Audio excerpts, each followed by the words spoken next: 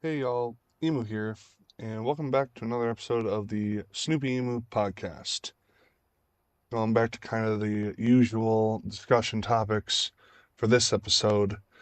After a long time of not following up my original Xbox games video, I'm now today going to be talking about my favorite 360 era games, the Gen 7 console era.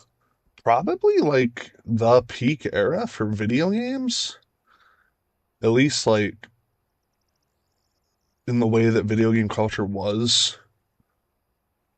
Probably some of the most famous, influential, some of the biggest games of all time come um from the Gen 7 era, the the 360 era. Oh, I have a whole lot of games, way more games to talk about on this one than my last one, so I'll try to be quick with some of them. Because some of these series I have brought up.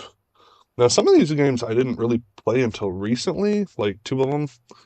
Um, but these are all from the 360 era, even though some of them I played on the Xbox One. So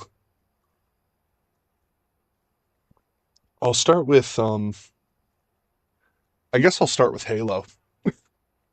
I feel like when you think 360, you think Halo. Like Halo 3 specifically. That's when the whole Mountain Dew game fuel stuff started. I feel like Halo 3 was like peak Halo. That's when you had like all the custom games when Forge was first released. Also in the 360 era was big for Halo. We also had ODST, we had Halo Reach, the first Halo Wars, and Halo 4, which I honestly I forgot that Halo 4 was released originally for the 360. I wasn't a fan of 4 when it came out. But recently I went back and played through it again. I actually really enjoyed myself. It's actually not a bad game. It kind of took Halo 5 for me to realize it's good. um, but I can't really say anything about Halo that hasn't already been said, that I haven't already talked about. I feel like up until 4, every game kind of re-revolutionized itself or like kind of like upped everything that it had already done before. It made the multiplayer better, better maps, better online matchmaking, all that. The campaigns, I will argue, I'm not a big fan of Halo 3's campaign. I know Halo 3's campaign is really near and dear to a lot of people's hearts, and it's the one a lot of people started with.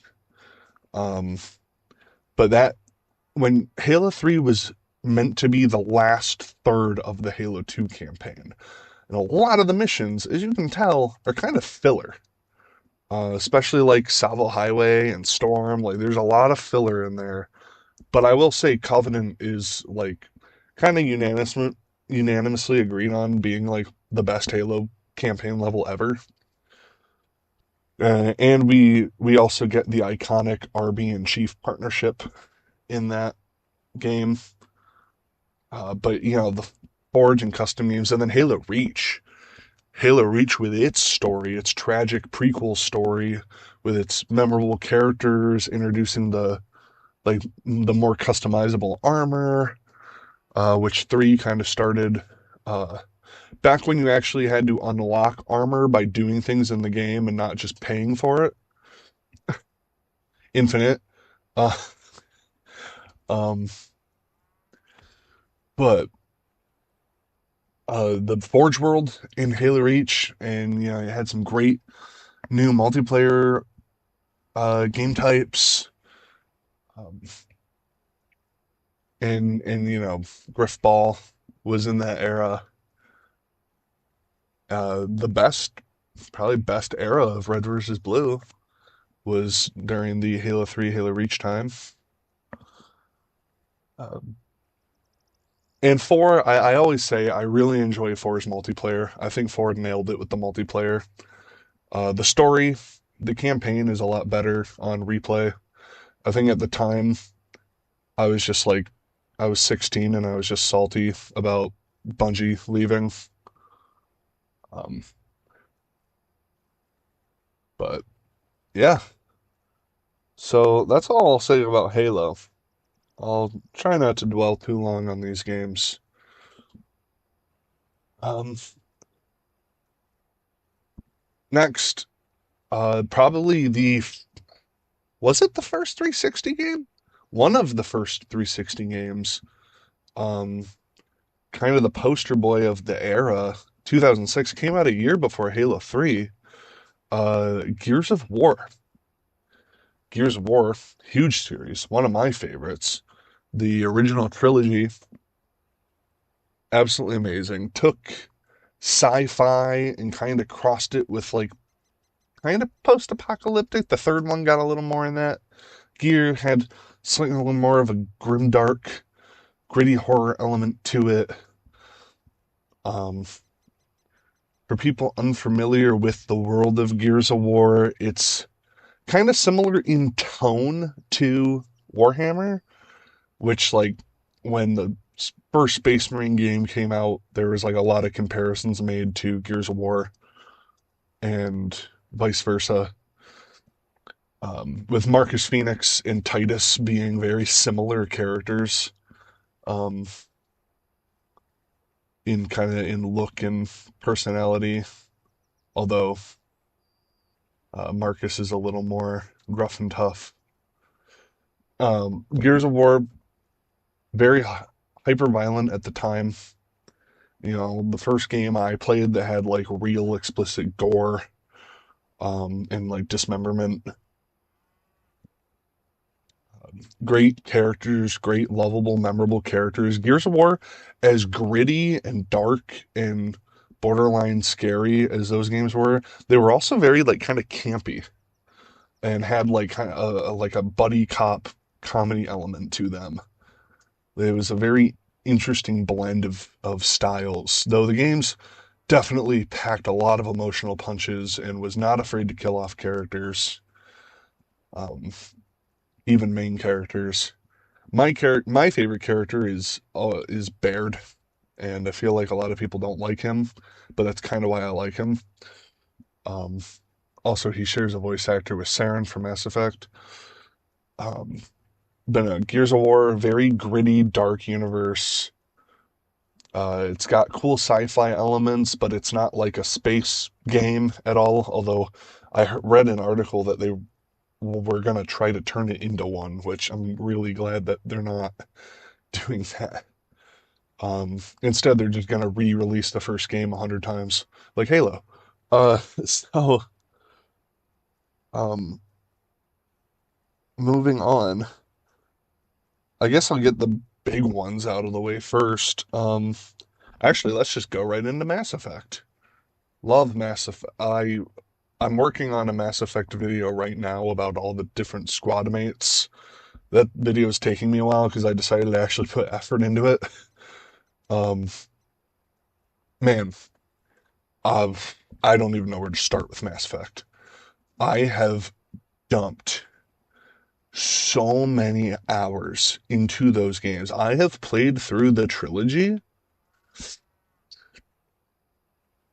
12, 13 times. It's a problem. I have a problem. I know those games like the back of my hand, but it's crazy is like every time I played through, I was still finding new stuff I hadn't found before. Those games are crazy, and no one's been able to make like a galaxy exploration game like that since. Not even BioWare. They tried. Um, they tried twice, but um, Mass Effect is a deep sci-fi, um, kind of along the like what do they call it, like the space opera, like Star Wars. I would argue that like Halo and Gears of War are more akin to like Warhammer in terms of like tone and like theme and stuff, and uh, Mass Effect is more like Star Wars. General broad terms here. Um, But Mass Effect is, as much as it is a third-person cover shooter, it's got a lot of it's got a lot of tactical RPG elements. As much as Mass Effect is a shooter in all those regards, it's also very much about politics and like relations with other races. Is similar to Star Wars. There's a whole like socio-political like story going on in the background um, with Mass Effect, and it just creates a really intricate narrative, and it was one of the first like really heavy choice based games. Like I didn't really know about those kinds of like games till that point of like picking dialogue options. Like it was before like the Telltale games got big. I know some of those games started around that point, but they didn't really get famous until later. And so it was big for that style of game and narrative direction. Plus, like the cast is so crazy, so good in that, like the voice actors as well as the actual characters themselves and the narrative and the story. I kind of like I almost kind of think of the Mass Effect trilogy as one big game, especially since everything carries over throughout the trilogy. Um, I always said Mass Effect 2 is my favorite, but after playing through the series so many times, honestly, I think it might be 3. I know people love to cry and complain about the ending, and it's like, who cares? When 99% of the game is perfect, who cares about that one little percent at the end? It's like, it's fine. The ending's fine. Calm down. But I really like 3. I like how it ties everything up. I like the kind of the more like Mass Effect 1 was like new and cool and exciting and like discovering the universe, and 2 was more like seedy, gritty, like, oh, we're the bad guys, kind of like, oh, we're making a ragtag team for a suicide mission. We're all cool and tough and secret. And then the third game was like, we're all gonna die. It was like the whole tone of the third game is like, we're gonna die. Until the Citadel DLC. Probably the best DLC ever. And then it's sad again. But nah, Mass Effect. I would say JSRF is my favorite game of all time, but Mass Effect is like my favorite series of all time. It transcends just game for me. It's just like Mass Effect is like just my favorite of all time. Just favorite blank, just of everything. My favorite thing above life. It basically became my life. Uh, so um,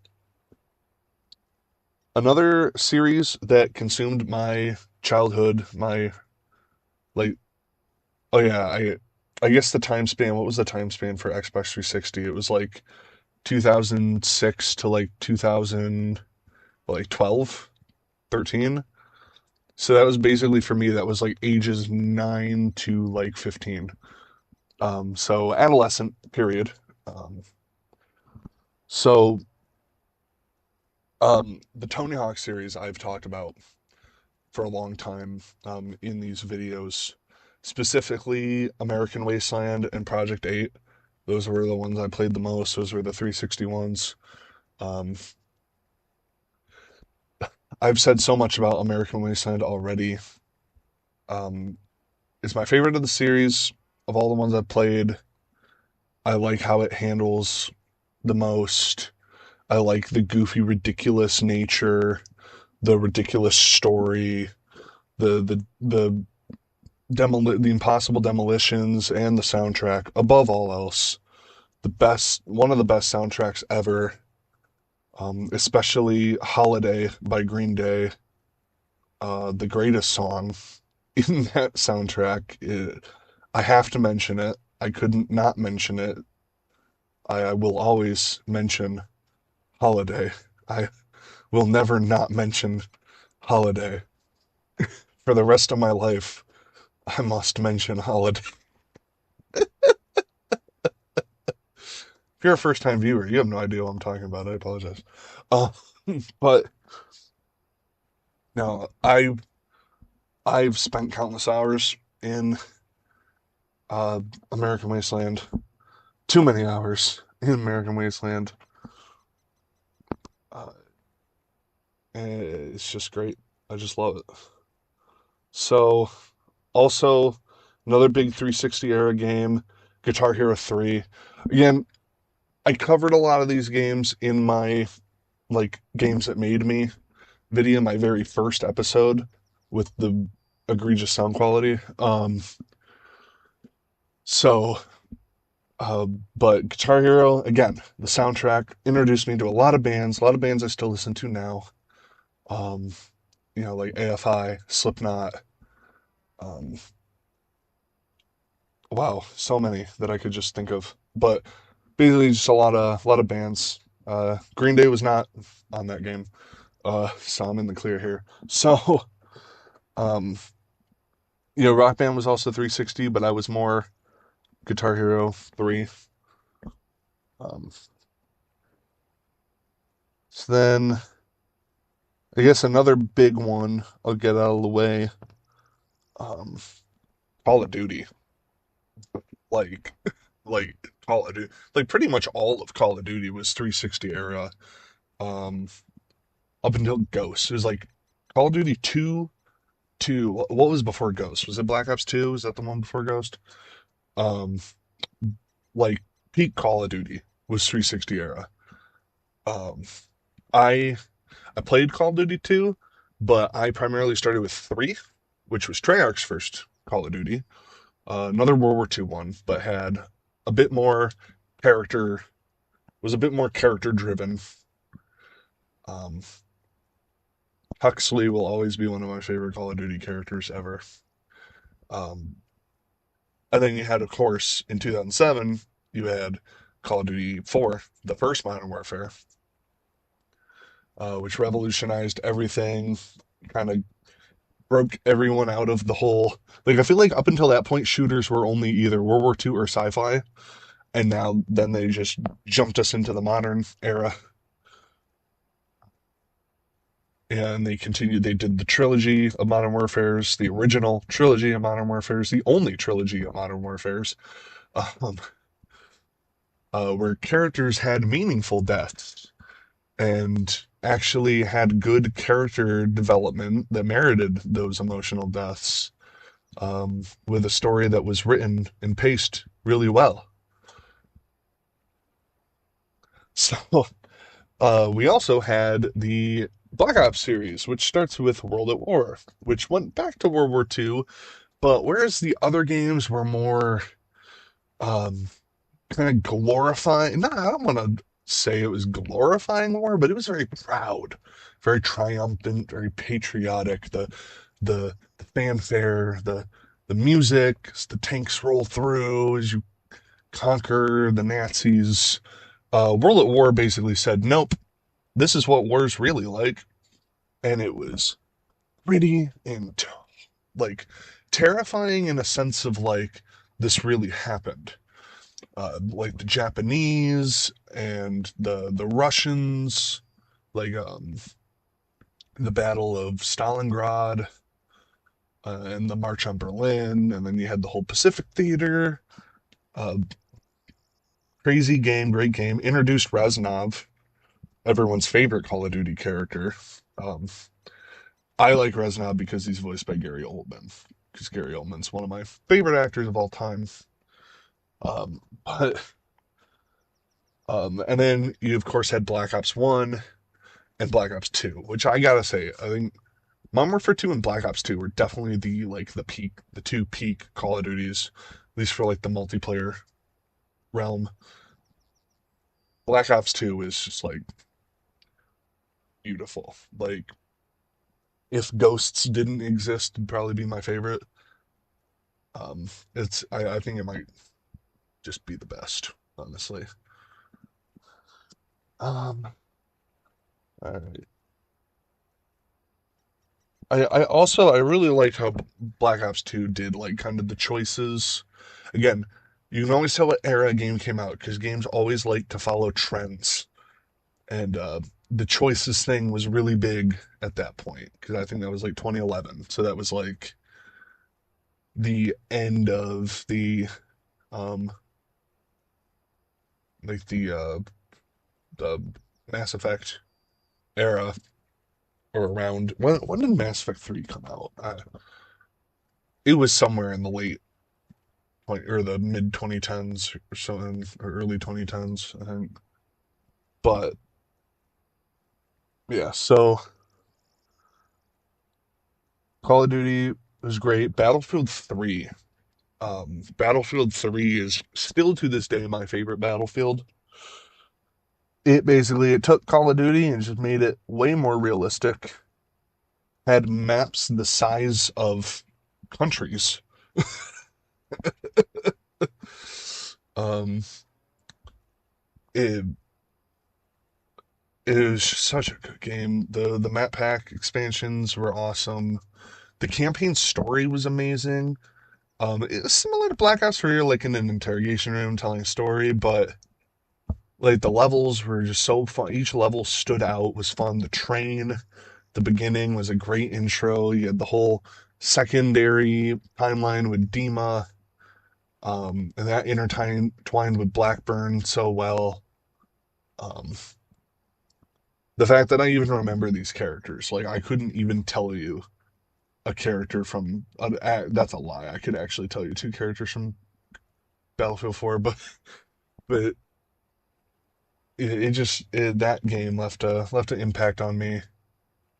Uh, Great multiplayer, and that's coming from someone that's not a fan of multiplayer. I really only played Battlefield 3 and 4.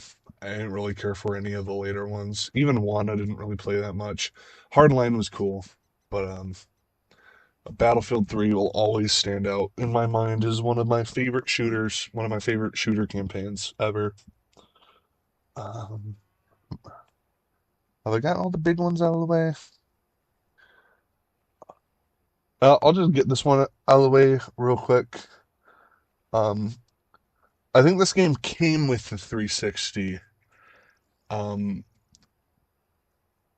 I don't even know what genre you would put this game in or how you would, but basically, the game came with a 360 made by Rare called Cameo.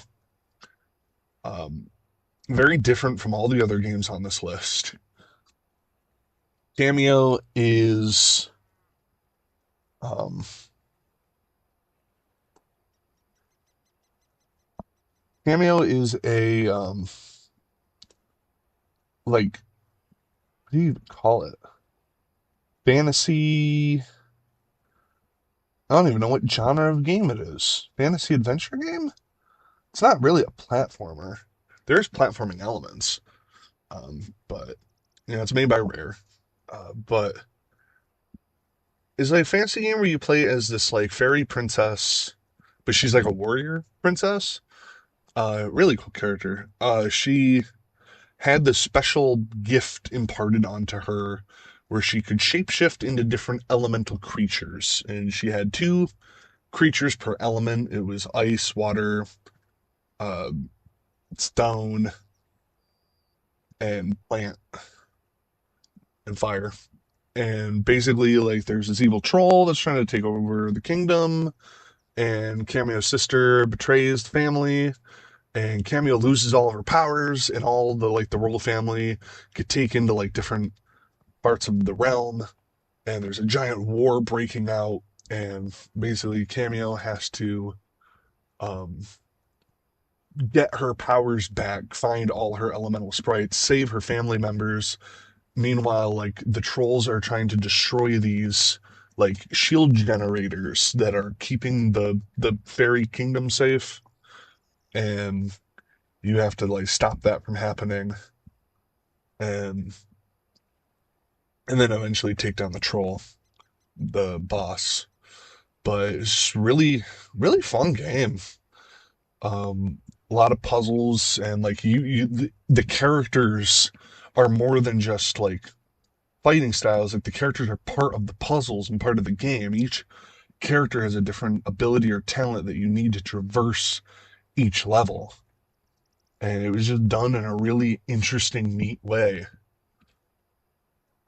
I've always really liked that game. I've always been a big fan of it. No one ever talks about it. I never hear anyone talk about that game or bring it up. But uh, that was like the first 360 game I played. I used to play it in store. Okay, so back in the day, stores had Xboxes in them, and you could play demos of games in the store. I'm talking like Kmart, Walmart, pretty much any store that had an entertainment section. Best Buy, what have you, like um, Target, any that had like an entertainment section had like a little TV with Xbox, and you could play demos in the store. And Cameo was one of those demos. And I remember like playing it at Kmart. Like, um, oh man, I miss the 2000s, man. It's anytime I see something from the 2000s, I just like go into a midlife crisis.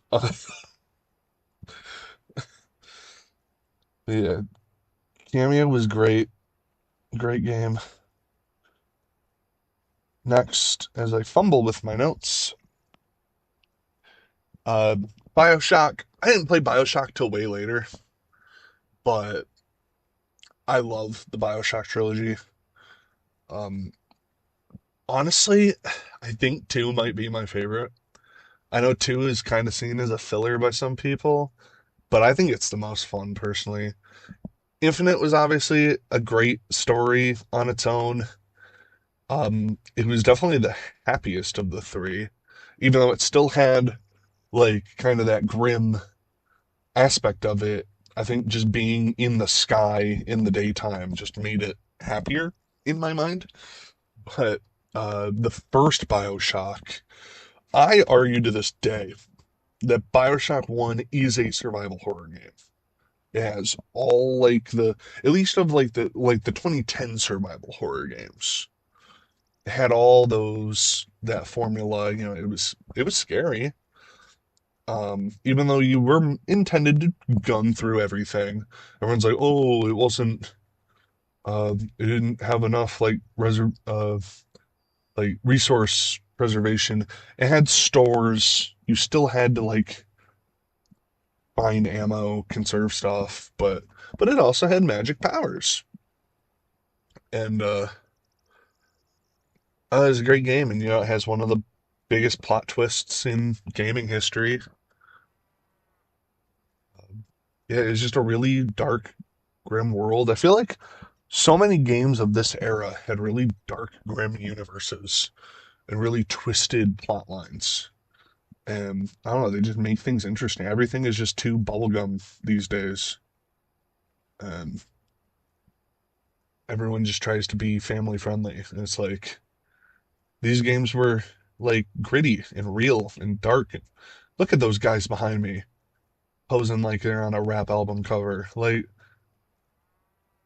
totally not because I was too lazy to set up the ragdolls properly. Like those guys have seen stuff. Um, but so next I'll talk about, did Outlast come out on 360? I need to do research real quick. Um, Next I'm going to talk about Dead Space. Uh, Dead Space is a one of my all-time favorite games. Easily one of my all-time favorite. No, Outlast did not come out on 360. Okay, that will be in the next episode. So, sorry. Dead Space, one of my favorite games of all time. 100% of the original Dead Space. Um, Loved the remake to death. Dead Space 2 was really cool. Everyone seems to like Dead Space 2 more. I've played through it a few times for the life of me. I can barely remember that game. I don't know why. I don't know what it is. There's something about it. I kind of have the same thing with like Batman Arkham Asylum and Arkham City. Is like there's something about the element of the first game being more claustrophobic, more cramped, being more like darker, like not like story wise darker, like visually darker, and just like there's so much more of a sense of dread. Um, Dead Space 3 is fine. It's not as bad as everyone says, but it's not good either. The DLC was really good though. The Dead Space 3 DLC was just as scary as the original. So good. And it makes me so mad because the only reason Dead Space 3 was bad was because of the corporate overlords, the publishers. They didn't want it to be a scary game. Why?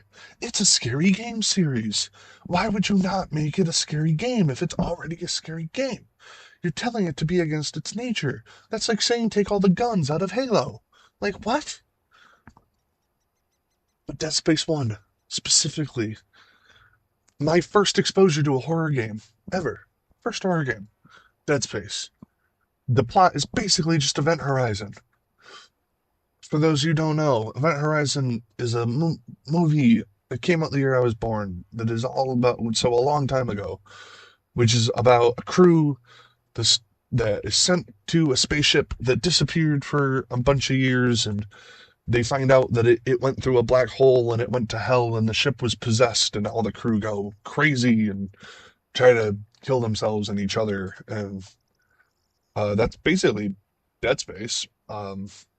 You're sent to fix a ship that's gone dark and find out no one's there, find out everyone turned into monsters, find out that they uncovered a evil alien artifact that turned them all into monsters, and then you go crazy. But it had a new approach to combat where you had to dismember the enemies instead of just shooting them in the head like you would a normal zombie. Even Halo tried to switch up the whole zombie thing where you had to shoot them in the chest instead of the head. But no, this was you had to dismember the limbs, and there were a lot of different enemy types and different weapons, so you only really needed the plasma cutter. Um, but a really, really great game. One of my favorite games of all time. Had a neat way of kind of introducing powers without it being magic. You had like these special tools mounted to your wrists that let you put things into like temporary stasis or let you move things telekinetically um, with like a gravity device thing. Like, great game, good story.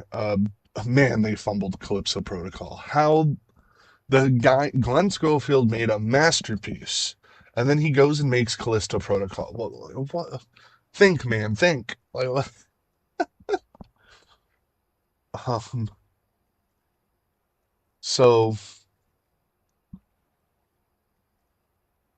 next, another near and dear game. Oh yeah, I mentioned Arkham Asylum. Um, Again, I just loved the claustrophobic nature, the creepiness of the asylum. Finally getting to like take part in the world of Batman. Um, the combat system was so smooth and beautiful. Um, just the whole environment. I wish more games had that combat system and kind of formula. Obviously, City was way bigger and better from a gaming perspective, and Night uh, was even better, with the exception of the Riddler puzzles and the Deathstroke fight. But um, Arkham Asylum just had that chilling feel to it that I love. Although the ending was a bit weird. It got a bit weird. It was the 2010s. Everything got a bit weird. So, um, Dragon Age, I'll mention real quick. I didn't play the Dragon Age games till recently. Um, Dragon Age 1 and 2 were the only ones I played. Dragon Age 2, I actually enjoyed more than the first one. And the first one had a lot of rough kinks. What's crazy is Dragon Age 1 came out after Mass Effect, which is crazy. It does not feel like that. It felt like such a downgrade from Mass Effect. Like, I don't know why, like, the amount of like assets and budget that were poured in the Mass Effect games that the Dragon Age 1 and 2 just did not get. But um but Dragon Age is like basically just Mass Effect but medieval. Like I don't know what else to say about it. I will say the origins in the first game were cool that like depending on the class you picked, you got like a whole different prologue, which is so like in Mass Effect you pick your origin and it's just like, oh, Shepard did this once, and then they forget about it by the second game. And but in but so many of these sound the same. But Dragon Age being in this room makes me weird. Dragon Age, you had whole new prologues for like every class, and you play and like you could play as different races, and like things change depending on like what class and race you played. And it was really cool. And the way you could actually take control of your team and command your team and the attacks and stuff, it was really fun. It was a really cool combat system. I wasn't a big fan of the combat system in Inquisition. I feel like it just didn't feel the same. It didn't click the same. Um, but yeah, I really liked the first two Dragon Ages, especially the second one. I will say my biggest complaint about Dragon Age 1 is that you can like completely miss out on companions if you don't just happen to make the right choices. Like, God forbid I decide to save a side quest like for later, and then the whole town just explodes and I lose a whole character that I was supposed to have the whole game. Like, sorry, I'm trying to explore your world. Red Faction Gorilla. I've mentioned before I love the Red Faction games. Red Faction Gorilla, that was like the first game I played with like destructible environments where like everything in Red Faction Gorilla could be destroyed. And like you just leveled entire buildings and that was like the whole game. It was my first open world game too, like true open world game. I'm not really gonna count ODST. ODST like was open world, but it didn't put anything in the open world. Um, other than the dreaded terminals. But no, Red Faction Gorilla. Great game, great story. Um, it played off the plot of the first game, kind of set things up for the fourth game. Armageddon was Armageddon 360. Armageddon was awesome. Mr. Toots, but but Gorilla specifically. Gorilla is one of my all-time favorite. I just loved the atmosphere of being on Mars. Um, that was also the era of games where everything was just a gray wasteland or a brown wasteland. Um, which I'll mention more of those later. Um, it also like kind of had some of there's also a little Crackdown-ish, the same era. Crackdown, holy crap, who remembers those games? I only owned Crackdown because like I think the beta for Halo 3 was included in. Yeah, betas used to be included in games. You had to buy a game just to play the beta for another game. Like I think like the um Guitar Hero like 3 beta was like in Tony Hawk's Proving Ground or something like that. Like you had to buy games to get betas for other games. So people only bought Crackdown because the Halo 3 beta was on it. But um but yeah, Red Faction Gorilla, one of my favorite games. I have a very, very old early video on this channel of me playing that game. Ugh, I try to forget those videos exist. Red Faction Gorilla is basically just like row fight the power. People are taking over Mars and oppressing everyone, and you basically just liberate the planet by destroying everything. And then there's a sequel that was a movie that was like a straight to TV or movie, and it's actually canon to the series. Because why not? Um, yeah. So I have Red Dead Redemption written on here. Obviously, one of the biggest games of the 360 era. I didn't play Red Dead 1 until like 2 years ago or a year ago. Um, I played Red Dead 2 when it came out, but I never played Red Dead 1. And that game still holds up to this day. That game is still phenomenal, still really good. Even though the graphics are a little dated, the story, the characters, it's such an intriguing world. It's not as in depth as Red Dead 2, and you don't have that same feeling of like camaraderie you did in Red Dead 2 because like you're on your own the whole game. The whole game is John like just hunting down outlaws to save his family.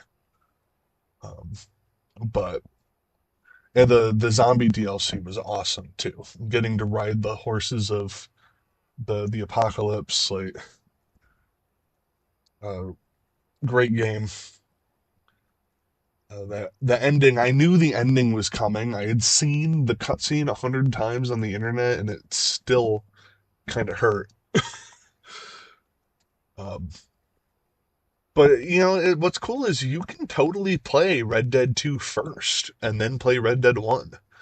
And honestly, I think it's kind of better because, like in Red Dead 1, you don't really know.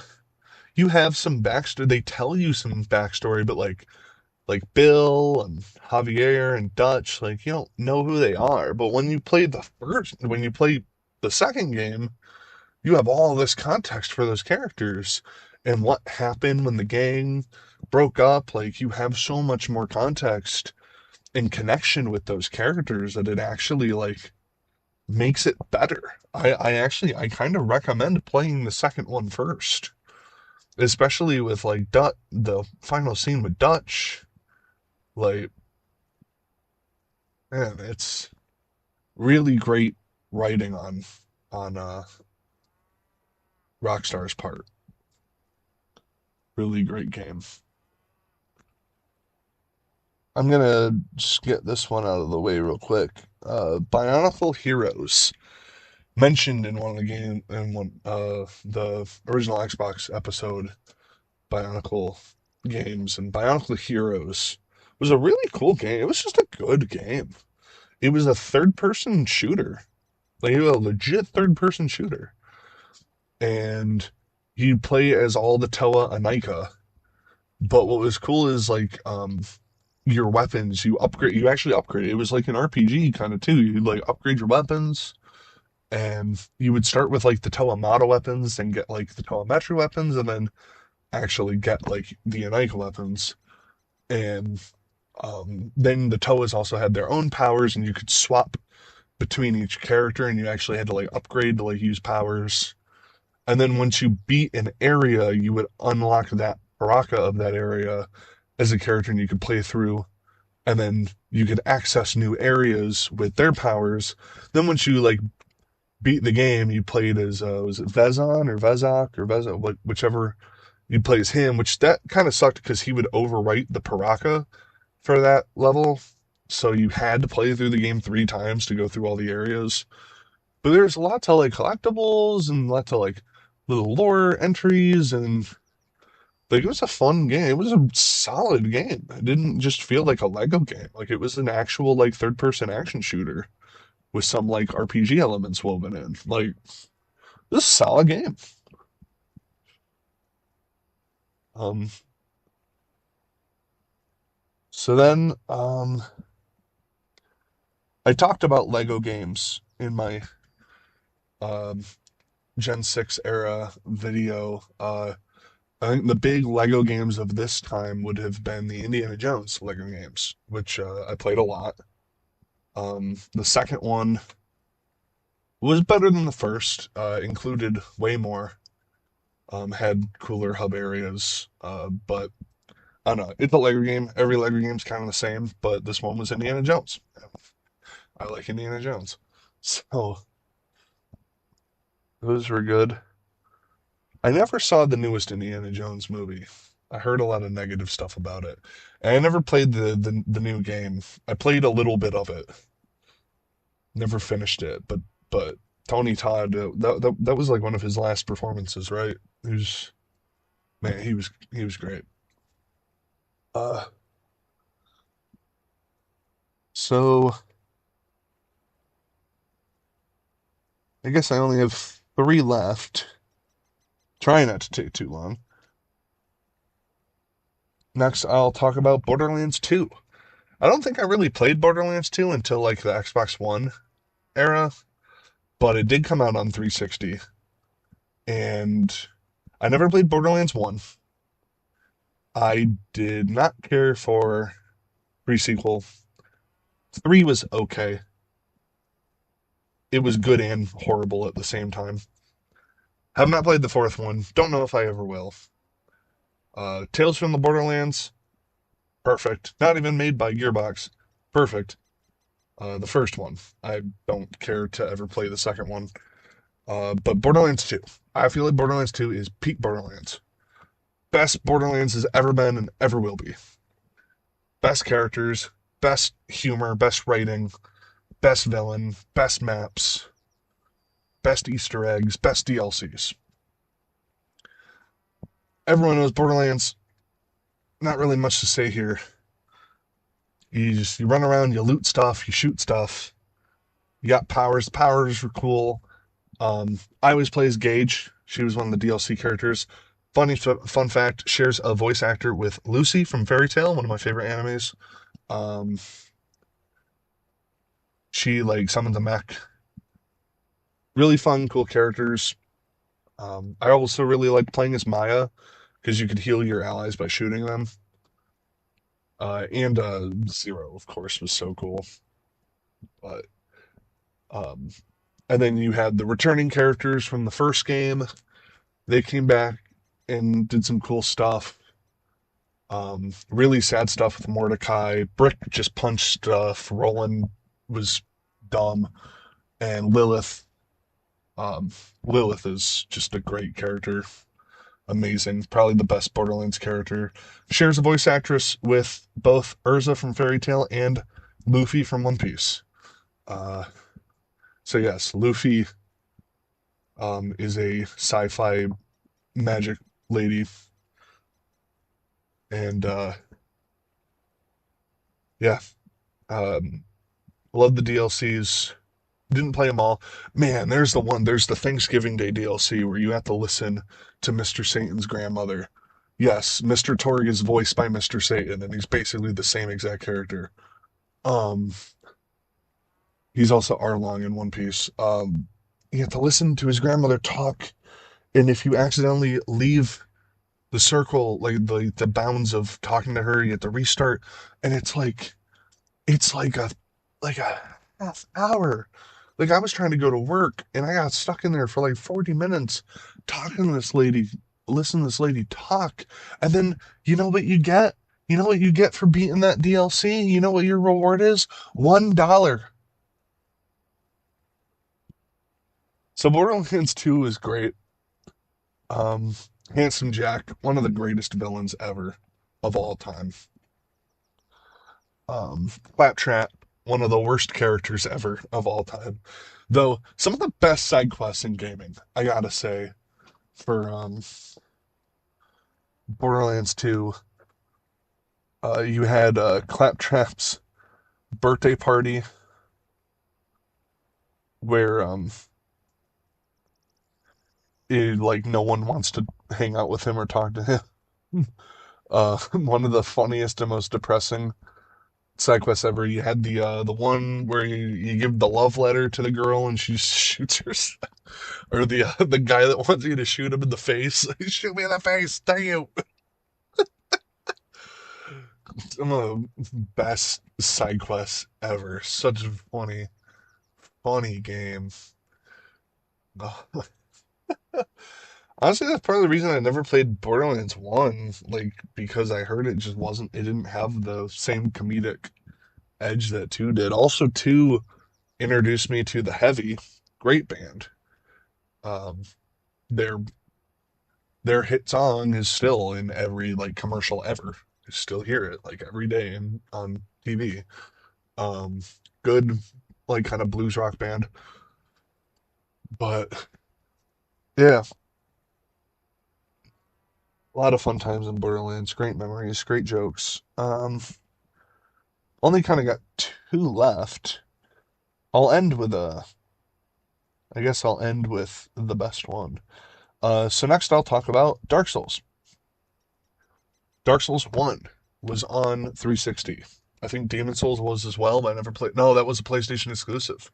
Yeah, because Sony sucks. So, um, Dark Souls, uh, famous for being very hard, very challenging game. Man, Dark Souls 1, I have such a love hate with Dark Souls 1. I love the first half of that game so much. And I feel like that's kind of the consensus on that. Dark Souls 3 is my favorite in the series, with Elden Ring probably being second. But Dark Souls 1 was just such a cool world to just get immersed into.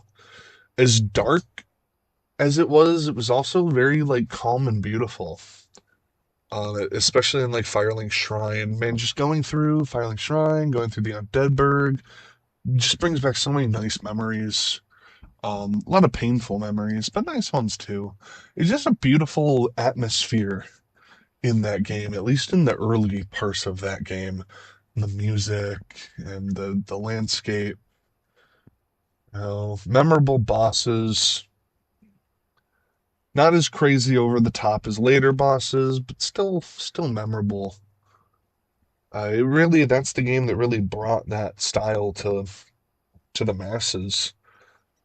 Demon Souls kind of went unnoticed by a lot of people. And what's funny is the whole point of Demon Souls is kind of like I think it was Sony trying to compete with Elder Scrolls, and it failed. So they they let Miyazaki just do his own thing, and he made that, and it's great.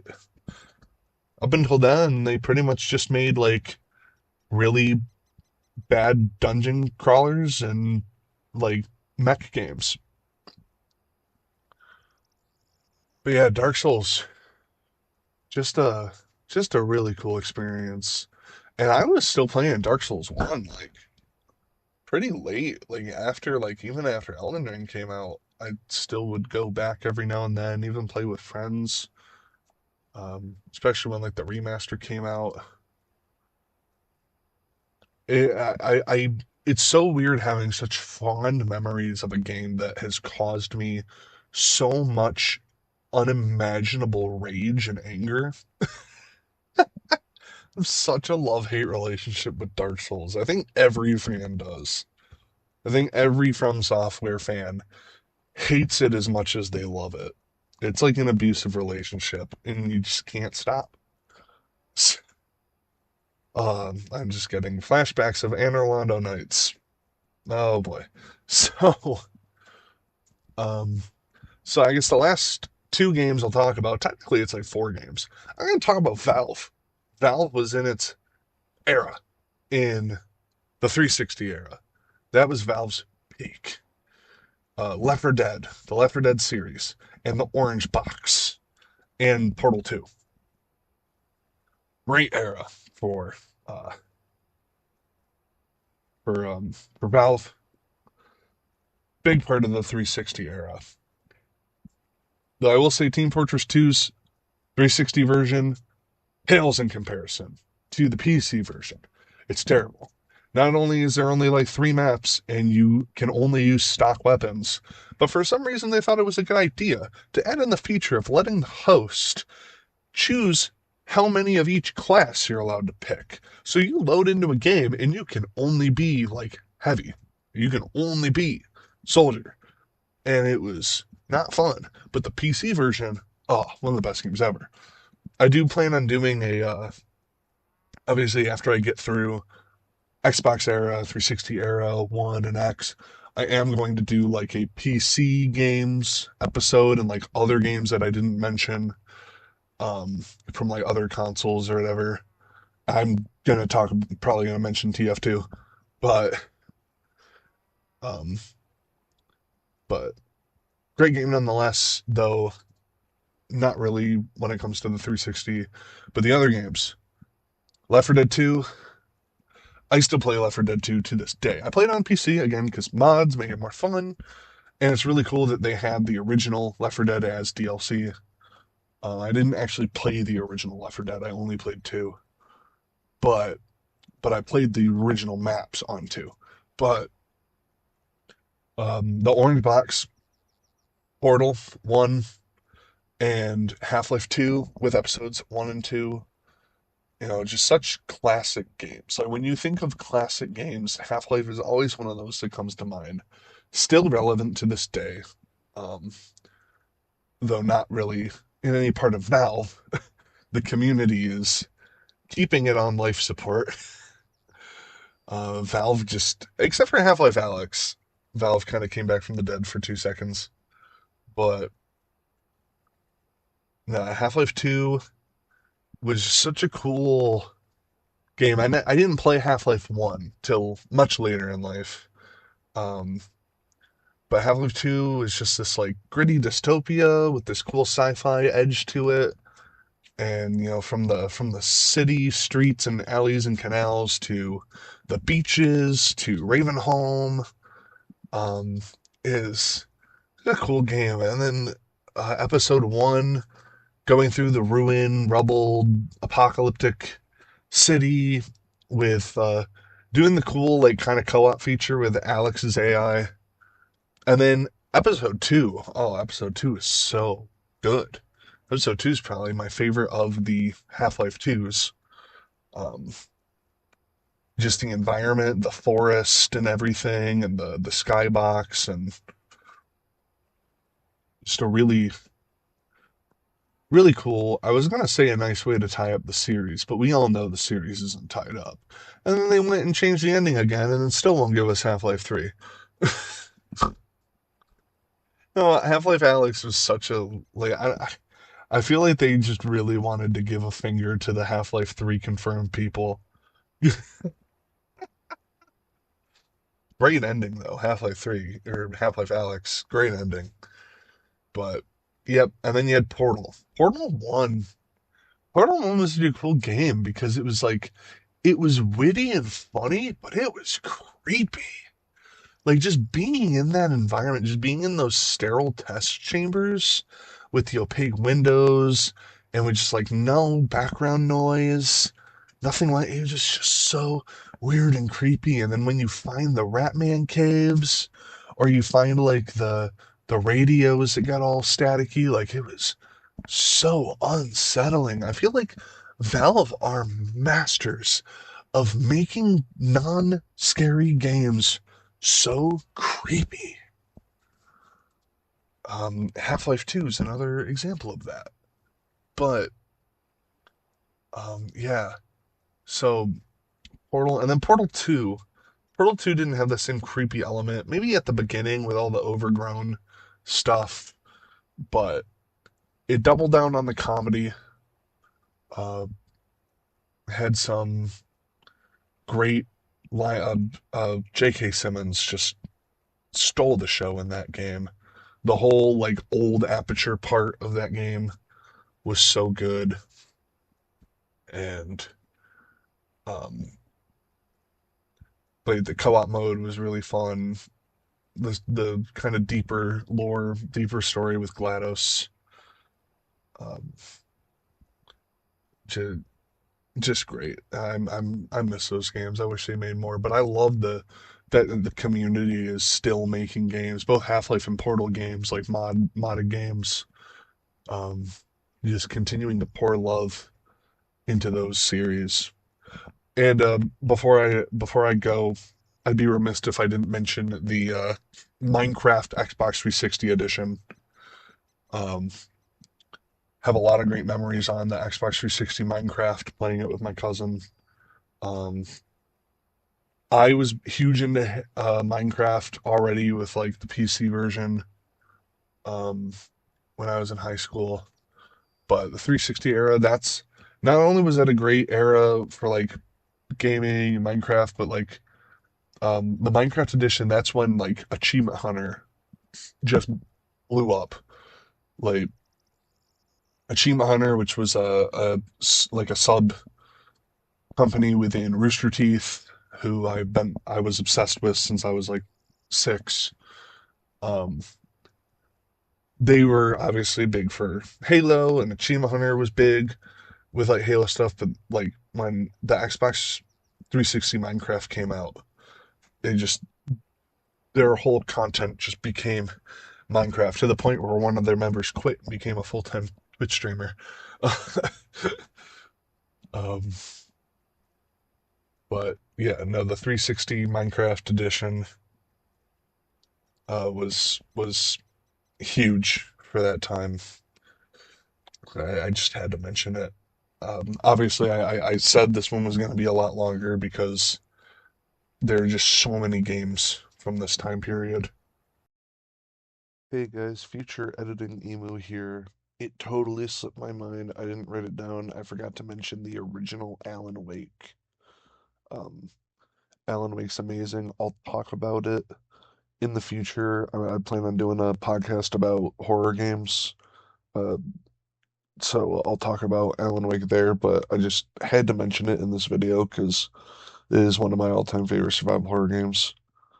And yeah, I'll send it back to past Emo. And yeah, so that's pretty much all I got. I tried not to go too in depth with a lot of the games just because I had so many to mention, and I had already talked about so many of these games in previous videos. If you haven't seen those previous ones, that's Talking Emu Podcast episode 1 and episode 4.